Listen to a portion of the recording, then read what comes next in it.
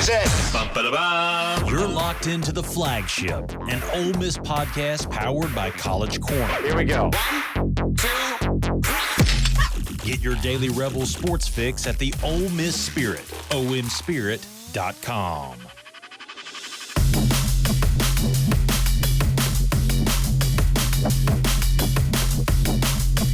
Welcome in to the Flagship. I'm your host, Zach Berry. A little special edition here. We've got a ton of recruiting coverage on the site, omspirit.com. So I figured we're going to do a special episode here, a little treat. Got a real, true film junkie sicko to come on. We're going to try to figure out what the hell is going on with the Ole Miss offense. Before we do that, I want to remind you, we are in the College Corner studio, 3 locations, Oxford, Ridgeland, Flowood. You saw the helmets last week, the Galaxy Realtree. College Corner has that. You can go get that at any of the 3 locations or online at collegecornerstore.com. The show is also brought to you by our good buddy Drew Moak and USA Benefits Group. It's Medicare enrollment season, and if you're looking for a Medicare supplement plan or just a regular health insurance plan, Drew's got you covered, 601-953-8449. And you can also visit his website, quoteswithdrew.com, and get a free quote.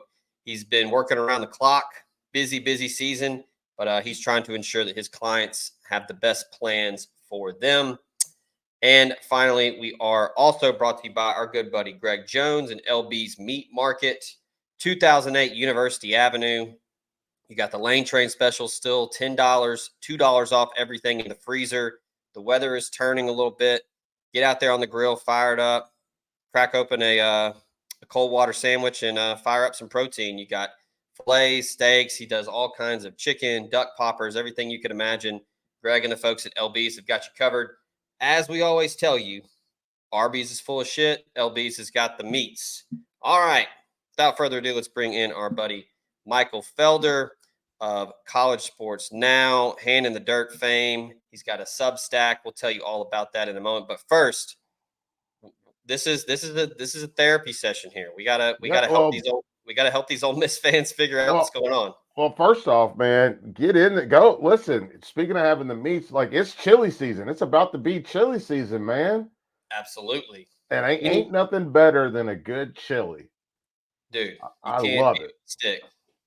So I love chili.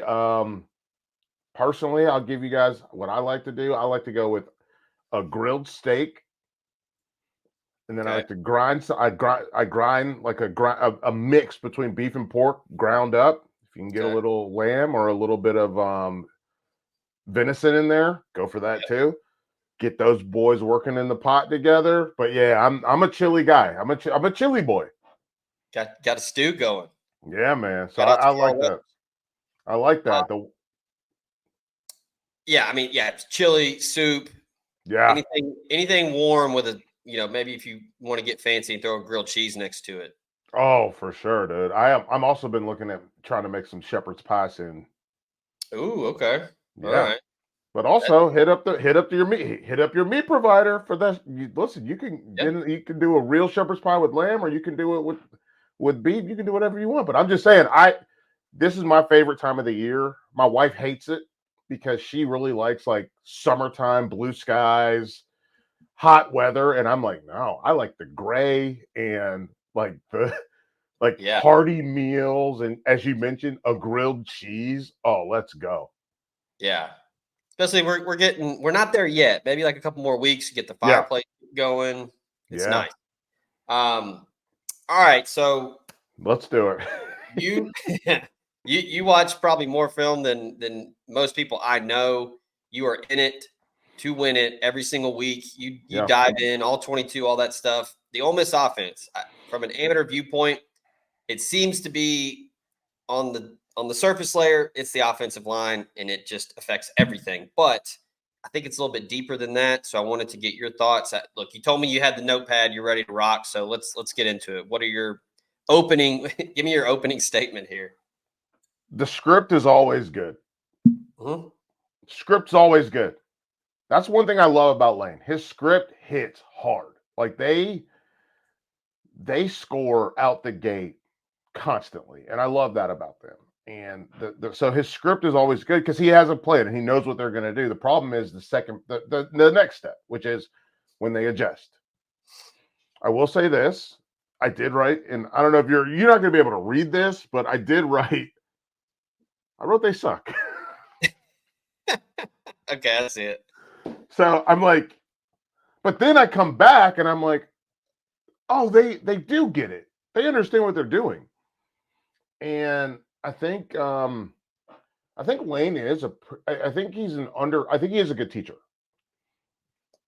I think that they adjust slower. And I'm going to say this. I think Ole Miss is in the same spot as a lot of teams struggling with the helmet communications. Sure. And because we see it at Ohio State as well, Mm-hmm. where once you hit fit, you think you've got this free line of communication to your quarterback, so you can get into what you think might be the perfect play. And then at 15, we watch these defenses move, which, by the way, to flip it over, Ole Miss's defense does that really well. Mm-hmm. Yeah. You guys don't have a lot of big dudes. You guys are incredibly penetrative. Like, you guys move exceptionally. Like, I love the way that Ole Miss plays defense. We see a little bit of it from Texas. We see a lot of it from Oregon as well. Like, moving late and then going to get the quarterback, creating disruption. But that's not what we're here to talk about. We're here to talk about the offense and realizing that the tight end is a position. Maybe can we start there? Dude, we were joking. I was like, I think Lane listened to our podcast the last 3 weeks because we've been imploring them to do it. Yeah. Well, the thing for me, here's the thing. It's not just that the tight end can make plays. It's also, and I don't know, like, I'm not sure how much people think about this, but a tight end changes your defensive package. Mm-hmm. Yeah. So if you have a running back in the game and a tight end in the game, even if you go empty set, Mm-hmm. nobody in the backfield, and the tight end can be flexed out, that's still 11 personnel, which leads to you having at least, at minimum, at maximum, you're having your nickel package from a defensive standpoint. But if you have a running back and a tight end in the game, a lot of teams are usually going to go with their base personnel package. But if your base personnel package then gets flexed out, now you create seams. And that's where Lane has made his hay. Like, that's where he made things work. And I'd love to see more of that. That's very clear, right? Like, yeah, flex him out, let him come back inside, let him go outside to get back inside. And now you have a void in the defense because the defense has had to move as well. And they're not as fast and they don't know where they're going. And that's the thing I think about a lot with football. Defenders don't know where they're supposed to go. Like, they have landmarks in zone coverage. right. They understand they have to cover this man, but they don't know where the man's going to go. And so if you can, whether it's through motion, see if you're in zone versus man, because in motion, the guy has to go all the way across with you. And then if you run him all the way back across and then if you line up trips, bring one guy inside, bring one guy across the line, defender goes with them. Okay, so we know we got man coverage. Okay, what are we going to do? I need you two guys to get upfield because I'm going to bring him back across and it's a full clear out. Like, that's good football. Like, that's what you're supposed to do. It puts you in a bind. And so it just, for me, it's very, it's not like I think Lane is a very smart football coach. Mm-hmm. I think the comms are bogging things down from when we were using signals and their tempo stayed on top. Yeah. Yeah. I'm glad you brought up motion and defensive guys not knowing where they're going, which I think is going to be a pretty big part of the game on Saturday. There's rain in the forecast for Arkansas, which Ole Miss fans will tell you every time you play in Fayetteville, it rains. And that place is almost like Autzen Stadium when Ole Miss is up there. It's always just shitty weather, but that's big for the offense. The offensive guys know where they're going. Defensive guys are reacting. So if it's slick, I think that's big. And look, when people say, like, well, it's raining, you can't throw the ball. No, they got like 60 footballs on the sideline. They'll keep them dry. Sure, it's going to be wet in the air, but it's not like high school where, you've got two footballs that are just. Well, it's also, I mean, have you, I don't know, like, have you seen these gloves? Oh, dude, that's you can rip skin off with those things. They're so tacky. So Like, they are insane. Like, it's, the gloves are really amazing. Like, I got a chance to I got a couple pairs back behind me, and like, I don't wear them. I don't play football no more. I'm 40. I can't do that. Are you kidding me? I'll die. But to just like to feel the tack on them, when I was playing, we had just like leather gloves. Like, these are like super tackified gloves. Like, my dad touched the pair and he said it reminded him of like Lester Hayes, like with stickum on them, because yeah. like as long as you get your hand on the football, you can catch it. And we've seen that based on all the catches that we've seen so far. Like, a one-handed catch doesn't even move the meter anymore. Yeah, I remember in high school when I was a senior, it was when the like cutters were big. Yeah. And those were not even near as tacky as these are, but like Right. still pretty good. But you mentioned the personnel. Ole Miss came out in 12 personnel the first drive. Yep. Worked the tight ends. The middle of the field. I mean, I feel like defenses have just been teeing off, bringing pressure, and we've just been, hey, throw behind the blitz. The middle's, just find a soft spot and sit down. They've been doing so many 5 and 7 step drops with Jackson Dart. He just doesn't have the time, and everything is sped up, right? I mean, he has the pressure, like the pressure rate numbers are very, very bad. And early in the year against lesser competition, Jackson Dart was near the top 5 and against the blitz. Now with better players, struggling. I feel like Kiffin does a good job of adjusting to personnel and adjusting play calling where he kind of knows his limitations. But I feel like the last 3 weeks, 4 weeks, it's been very conservative, and it's not like Kiffin. I've been saying he's kind of lost his edge. It seems like he's not as aggressive, and I don't know if that's the limitations with what he's got up front, or maybe, like you said, it's the communication with the helmet comms. Like, maybe that's really bogging it down. I know it's not as simple as this, but anytime Ole Miss has gone tempo this year, I feel like it's been, the first drive against Kentucky, marched right down the field. Right. LSU, same thing, went tempo late in the game, like early third quarter, marched, and then got to the red zone and bogged down. So I think it's an all-encompassing issue, but it seems like the offensive line up front, they just still haven't found the right combination or put the guys in the right spots. So there's a combination situation, but I didn't mean for that to rhyme, by the way. But I also, that's why I bring up the comms. There are guys, and that's what I know we're talking about Ole Miss, but to pivot to LSU, Brian Kelly trusts Nussmeier to make decisions. And then when I watch, there are two teams that stand out to me when I watch Ole Miss and when I watch Ohio State. Lane Kiffin and Ryan Day like to make perfect plays. Yeah. And perfect plays, once that comm cuts off at 15 seconds, defense moves. Now you're like, Jackson Dart is like, I guess what? But the tempo, I'm glad you brought up the tempo, because the tempo part to me is, we don't need to get to 15 seconds. Screw 15 seconds. Right. Give me a little something in my ear. And I say this as someone who's worked in television for a long time, who's had producers in their ear. Yeah. I can't imagine being, how old is Dart? Is he 22 at this point? 21. 21? Yeah, 22. Okay. He's up there. So he's up there for a college football player, but yeah, I've worked with Micah Parsons. I've worked with CJ Stroud. I've worked with these guys. They take out their IFB. Yeah. They don't even want an IFB because they can't talk and hear. Right.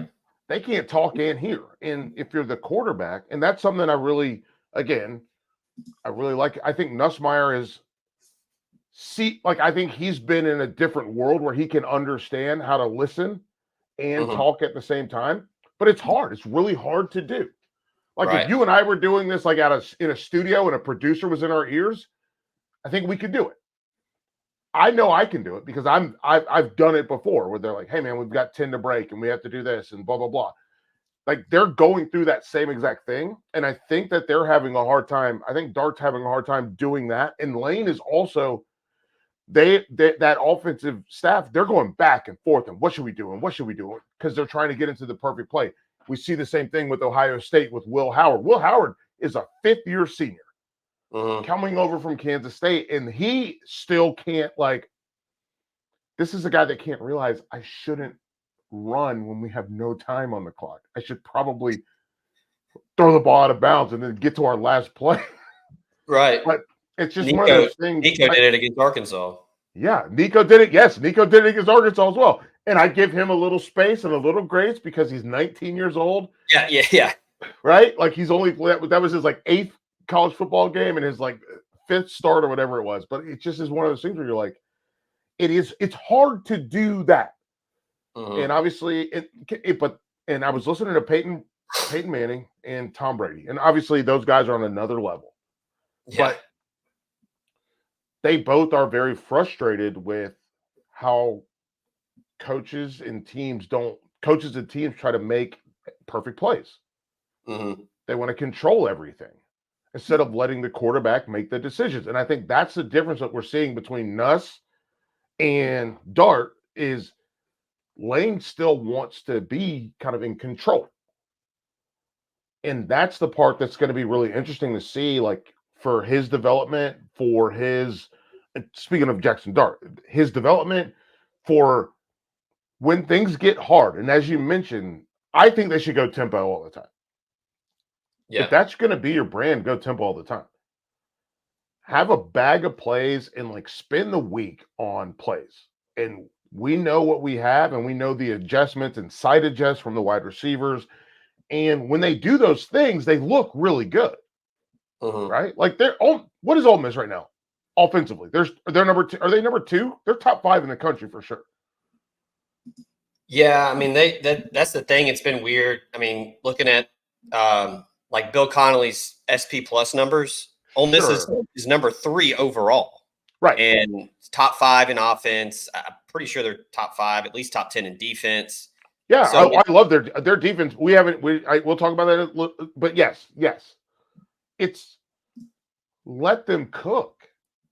Let them cook every time. And you mentioned getting into the red zone, and then you're like, everything, we slow it down. Yeah. Why? Yeah. The red zone is the place you should never slow it down, in my opinion, because the red zone is this condensed box where one guy can cover 2 routes. You have to make smart decisions there. And they should run more of their 2-point plays in game scenarios instead of holding on to them. Yeah. I truly believe. I think that for every team, though. I think you spend this part of practice, and you've been to practice, I've been to practices. You have this 2-point play period. And these are inventive plays and plays that are no one was ready for this. But they never use them. I think more teams should use them. And I think we are starting to see more teams use them. But you got to do something because it's you can't sit on your hands, basically. You know what I'm saying? Yeah. So looking at it here, I just pulled up, NCAA, which, not the best thing because it's all the games combined, but sure. Whatever. Total offense, Ole Miss is number 2 in the country behind Miami. Yep. 7.5 yards a play, over 530 yards per game. Passing offense, 4th in the country. And then as far as rushing offense, which has been the struggle, but I know that's something that drives Lane nuts because he loves to dictate pace with the run game. Sure. I mean, I'm having to scroll a good bit here. They're not even in the top 50 in rushing offense, which drives them nuts because, a couple years ago, Ole Miss ran the ball like a service academy. And that's the thing that's really baffled me because that year it wasn't like the offensive line was great. They just got super creative with how they, extensions of the run game, jet motion, stuff like that, quick pop passes, which don't count as run plays, but like that's an extension. They are. Yeah. Not in the stat sheet, but like bubble screens, quick stuff like that. We haven't seen them use it like they did a couple years ago. And yeah, I mean, I think there are several factors here. The helmet comm thing, I think, is big because look, they've never done. None of these players have ever done it. Right. That's why I was trying to like equate it to like being on television or working in radio or whatever. Like, if you haven't done that and you're not used to, you think about it. What is the play clock's? What, 40? Yeah, 40. Yeah, ready to play whistle, 40 seconds. So you're listening to somebody and you have to give all that information out to everyone. It's hard to do. Yeah. I mean, I'm not making like I'm not making light of it. Like my wife, she's watched me like do shows and she's like, how do you know that there's 10 seconds ago? I was like, he told me. She goes, so you kept talking knowing there's 10 seconds and you count 10 seconds in your head while you're still talking and then you wrap the show up right on time. And I was like, yeah, that's what you're supposed to do. And for these guys, they are like, for me, it's easy. I'm in my office, right? Like there's not a 275-pound guy coming to try to hurt me. Right. And I think the biggest thing for me, I just pulled it up too. 84th in red zone touchdown percentage. Yeah, it's bad. But we talked about it. When they get to the red zone, things slow down. Yeah. You slow down. When you slow down, it gives the defense, and I say this as a defensive guy, when you slow down, it gives the defense an opportunity to really look, to really see what's going on. So you're not catching them off guard. And I think that's the part for me. So they have to pick one of two things. And they have to figure out who they are. You have to figure out, are we a team that just scores from distance? And we have seen teams like that. We've seen, I think about Oklahoma. God, was that 2018 maybe? Or 2017 Oklahoma with Baker Mayfield? Their third down conversions were abysmal. Their red zone percentage was, not anything to shoot home about, but they always scored from distance. Yeah. Like they weren't worried about it.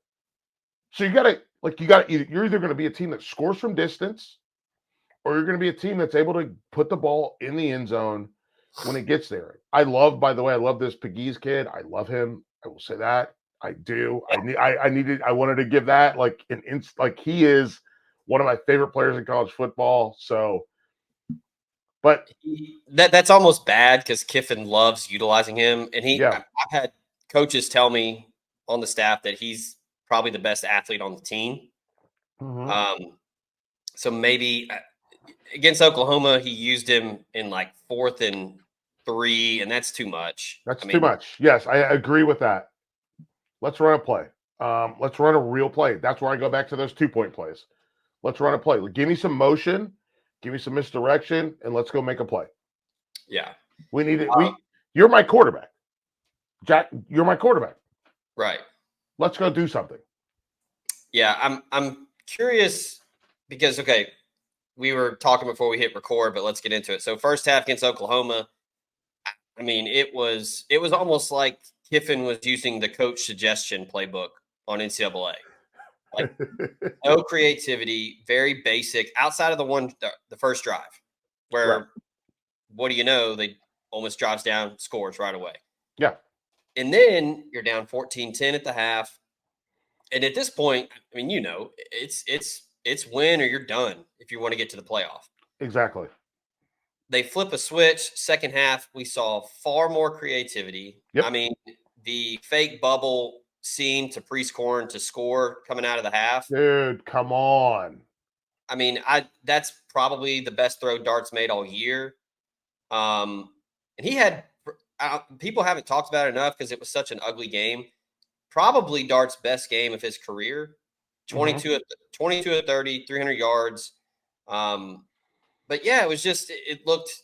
But Caden looked good too. Like, give him Yeah. the ball more. Yeah, He's at this point, he's earned it, right? oh yeah. I mean, they were running wheel routes with him in the Peach Bowl against Penn State. I mean, The scramble drill. Hang on, let me see. What one was that? Third quarter, the 7:01, the scramble drill. I thought it was a wheel, and then I realized that was a scramble drill where Dart points and bang, let's go. I'm getting upfield. That's good. Yeah. That's good football. Yeah, it's been a lot of it too with Trey Harris, who didn't play.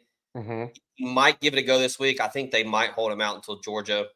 It's always just been, all right, we're going to find where 9 is. And if he's not there, shit, what do we do? Like Right. And I think it's twofold, depending on him a lot because he's really good, but then also doesn't have a lot of time to go through progressions. So, right, because he's under duress. Yeah, holding on the ball too long. I also think there's some weird thing where Dart won't take off and run like he used to. I don't know what that's about, but yeah, there's a lot of moving parts. But to me, I think Kiffin's just got to kind of get back to his old self and just relax. There's inventive play calling. We've already hit on the perfect play stuff, which I don't mind. I'll pull no punches on that. I think it handicaps quarterbacks.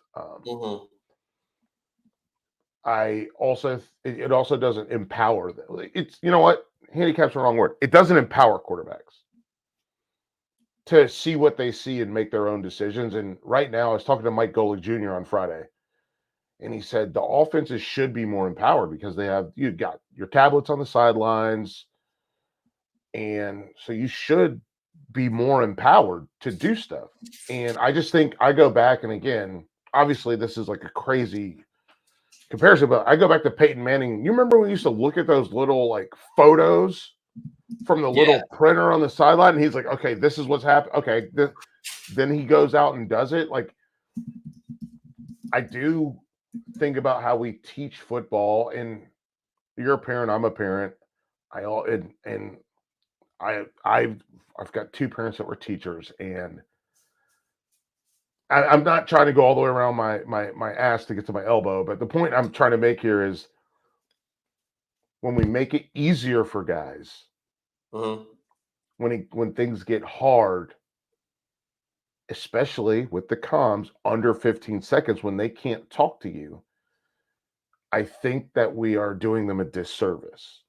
And so I do think that the big key for me, and we've seen it out of a lot, we've seen several teams not retro it, but like teams going back to signals. Yeah. And like we've seen that, right? Like we've seen multiple teams go back to signals, and the signals are like, what we can do. And we're also watching it on the other side because of the comms. I mean, I saw Carson Beck get down on a knee and listen. So you could hear in the huddle, and then you huddled. I was like, teams don't huddle anymore? Yeah. And so you're seeing both sides of it. Some teams are like, we don't need to do, we will do comms, but we're still going to do signals. Other teams are like, we're doing comms and huddle up around us. I've seen Ole Miss huddle. Yeah. And it's just one of those things where like, I tell you what to do, then you tell them what to do. And then as soon as the picture changes, when those safeties kick and mix, or that defensive line shifts over 2 gaps and mugs up a linebacker, now all of a sudden you're like, well, this isn't the same thing as before. And I think that's the part where I think tempo can be a really, really big, it can be a really big game changer. I also, just for the record, I am a Lane Kiffin fan. I also think that I'm not going to call him a genius. I think is a very bright man. And I do think he is looking at the schedule and thinking, how do I get to where I want to be? Yeah. Like if I'm an Ole Miss fan, that's my sort of kind of saving grace, right? Mhm. Like, I think he knows that they can beat Arkansas, no problem. I think he's looking at Georgia like, because the biggest thing for me, and this goes all the way back to when he was at Tennessee in that game they had against Alabama, obviously, when you go to USC, because again, this is a guy, like, I'm not a music guy, Mhm. but I've studied his whole catalog. Yeah. And this is a guy that's going to show you a bunch of stuff because he knows. And that's what I think about. It bit him in the butt against LSU, obviously. Yeah. He got out of there against Oklahoma. We will see some wild stuff against Arkansas. I'm sure we will. And he knows this is because he is playing this guy's playing chess. He is making sure that Kirby Smart has to work on a ton of personnel packages, a ton of formations, a ton of different play calls, a ton of things versus zone versus man. And I think he is building up to this, and we'll see what happens. Maybe I'm wrong. Maybe I'm the idiot. But after watching him play, geez, the USC Hawaii game when he still didn't know who his quarterback was going to be. I was watching that and I'm like, oh, he's just doing stuff to screw around with everybody else. And and guess what? We're talking about a guy who's the son of a defensive coordinator. He knows what defensive guys don't like. Right. He knows that defensive guys don't want to have to work on all this stuff all the time. He knows that an offense that's built, like I'm in my mind, to go back to to think about Monty Kiffin, he knows his dad didn't want to have to deal with like the St. Louis Rams. Mm-hmm. His dad wanted to deal with the team he coached, which was the Bucks, but his dad wanted to deal with the Ravens, the Steelers, something that's easy. So you make it hard and you show them something that they have to pay attention to. And I'm not giving them full like carte blanche to do that, especially if it costs you a game or you lose a game. But absolutely, I think that's still in his back pocket. So that's something I think about a lot when I watch him, compared to like Kirby Smart. They only do stuff when they need it. Mm-hmm. And so that's the thing. I think we should talk about that more in football. There are different types of coaches. Lane is a coach that wants to make you have to over plan for a game. And I'm sure you've done plenty of interviews, right? Where you've over prepared. Mm-hmm. You're sweating like over the day before and you're worried. And then they ask you like 3 questions. And then you're like, what about all this other stuff? But that's what Lane is trying to get Kirby to do. He knows where his bread's buttered. Tempo, all that. So I'm still optimistic about this team. I'll tell you what, I feel way better about them than I feel about Mizzou. Whew. Yeah. Yeah. I want to ask you this because you mentioned the helmet comms, and you can see now on the sideline. I mean, Ole Miss is putting up the sheets because they're doing signals. Yeah. But still utilizing the helmet comms. But I noticed in the Oklahoma game, Kiffin they were huddling, and he was waiting until under 15 seconds on the play clock to go to signals to get to the line so the defense can adjust. Yeah, that's the thing. Like, that's this chess match that we're talking about. You have to do something. Mm-hmm. Because if you're going to rely on the helmet comms and you go to I think that's a good way to do it. The huddle with the comms to get it out, to make sure everybody understands what they're supposed to do. And then you hit it to the line of scrimmage and go, which is what they were doing. Mm-hmm. What we're seeing a lot of, though, and this is not Ole Miss specific, and it was earlier in the season, it was helmet comms, not huddling, helmet comms, you. And then the defense moves at 15, and then all of a sudden you're like, what? So I think this is a good blend of it, and I think this is probably what we're going to end up seeing more teams do. Teams that aren't reliant on tempo. But I do think the signals are super, I think the signals are super important because it helps you put things in space. It helps you put things in place. It helps you adjust on the fly and helps you keep going. But I also just think we gotta equip our youth better for handling their situations out in the wild. And that's a game is out in the wild. A game is out in the wild. Yeah. And if you don't have a linebacker or a safety that can adjust things on the fly, or a quarterback, or I mean, hell, I don't know how much Penn State you've watched, but a tight end that can adjust things on the fly, like somebody's got to be in control, and that somebody's got to be between the chalk. And that's the part that's the most interesting thing for me. And watching Georgia, I know you guys played, what is it, 2 weeks? Yeah. 2 weeks, right. Watching Georgia, they still didn't know what to do with, what was his name? What's my man's name for Georgia? It's not Michael Williams. It's the other, hang on, I got it right here. Is it Raylan Wilson? Is that the guy? Jalen Walker. Jalen Walker. Yeah. Jalen Walker. They thought he was going to be an inside linebacker.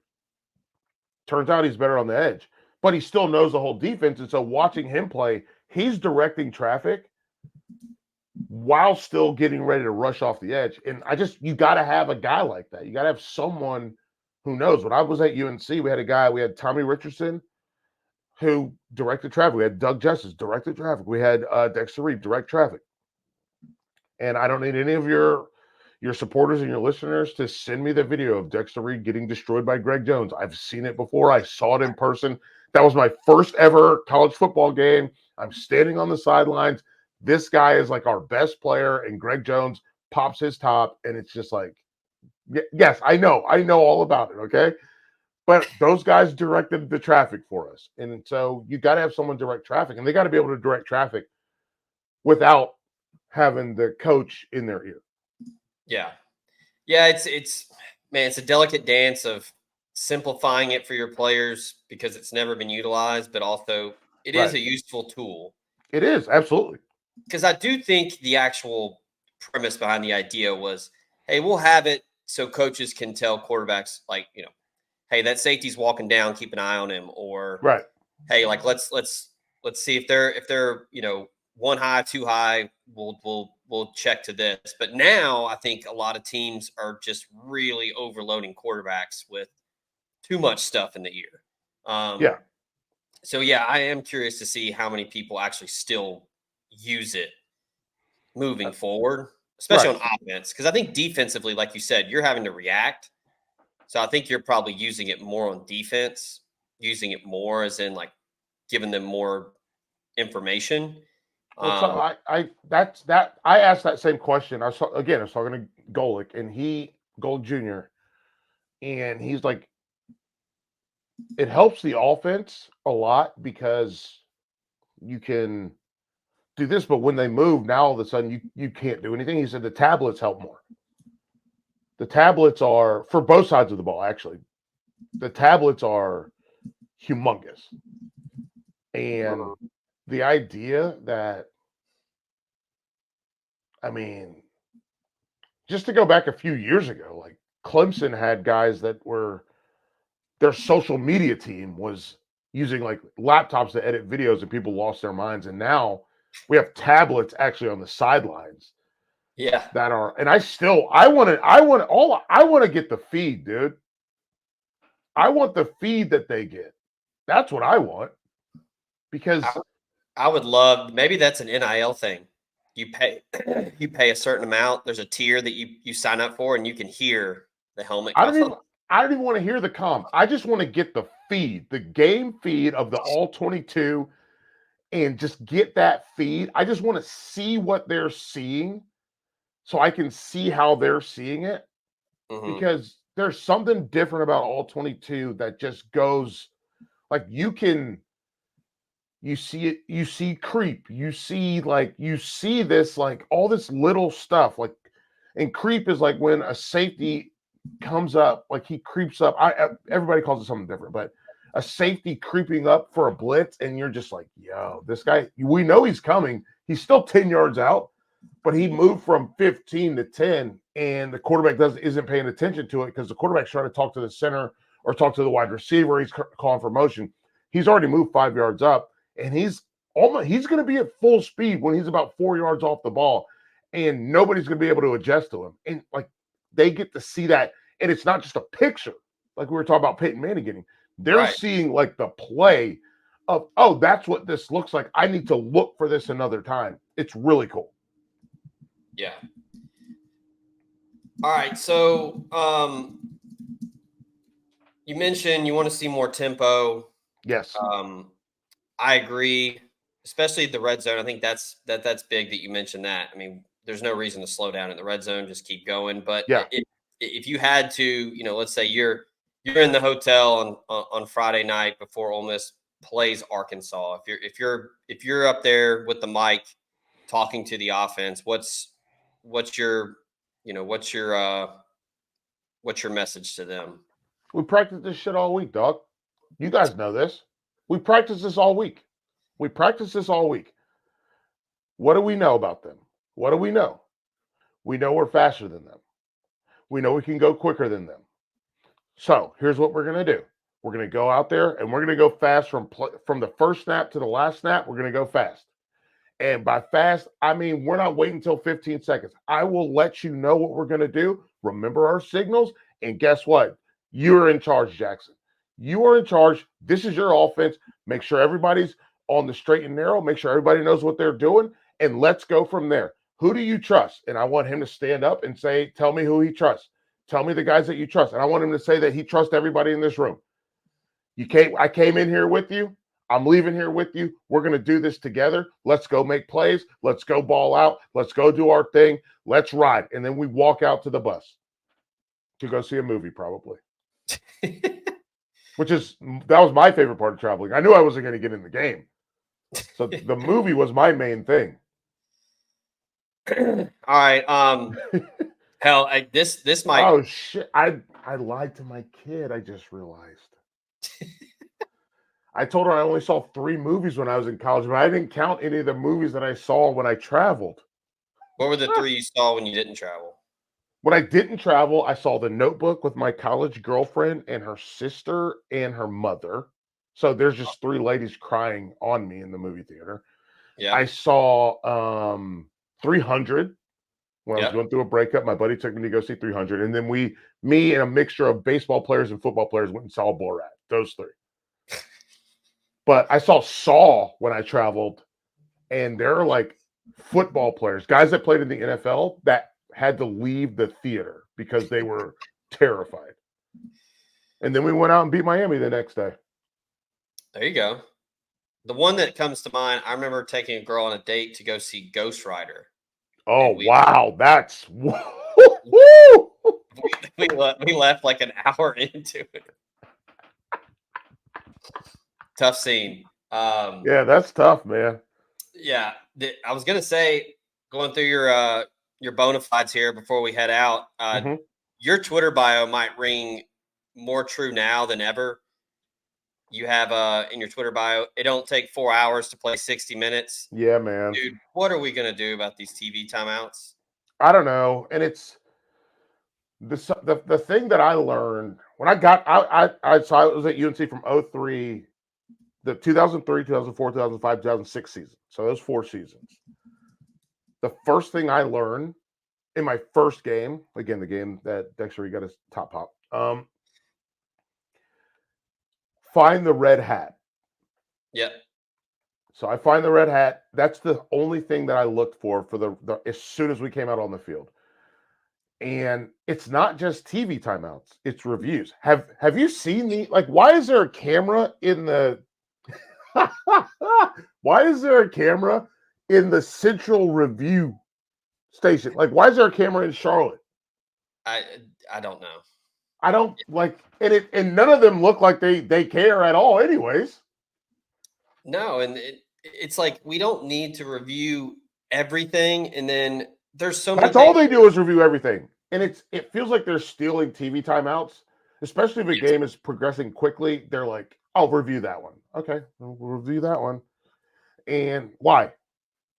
We saw it, but then how do you get things wrong on review? And then you've got just the different television networks and the speed. On Yeah. Saturday, Michael, Ole Miss was kicking off the second half. Indiana and Washington started at the same time, and we're in the fourth quarter. Yep. Yeah. I listen, that as someone who I have 2 games on one screen, 2 games on another screen, and then my iPad also. So 5 games. I am making notes of time. I notice how long things take. And obviously, yes, there are injuries that do take time, and we have to deal with that. There are also weather delays, and we have to worry about that. You have to factor those things in. But the reality for me is, and I do appreciate that we are seeing like halftime counters now.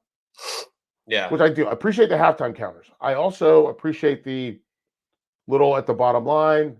The start of this game has been pushed back, 8 minutes or 10 minutes or whatever it is, because this game's running long. I understand that. When I was in college, all we wanted was 1:00 kicks, because a 1:00 kick meant the game wasn't on television. Game not on television means you're out of there in a tight 2. Yeah. Oh, You're yeah. gold. But now every game is on television. Every game's on television, which is great. It's great for the kids. It's great for them to get to be on television. It's great for parents to get to watch their kids. It's great for family members that maybe don't even live in the same state or in the same area, that can't go to the game.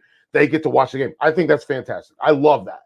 Mhm. But what we are watching is this like humongous. We're watching the NFL tighten things up, and we're watching college elongate. Yeah. And I don't know what it's going to take for people to realize like the game should not take this long to play, especially if you go to overtime. Now all of a sudden we're here.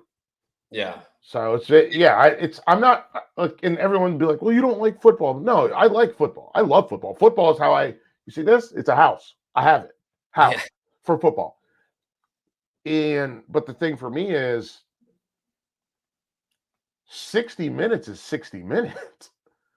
Yeah. Like stretching 60 minutes into 4 hours doesn't give you more football. No. And I've come all the way back around the globe on tempo.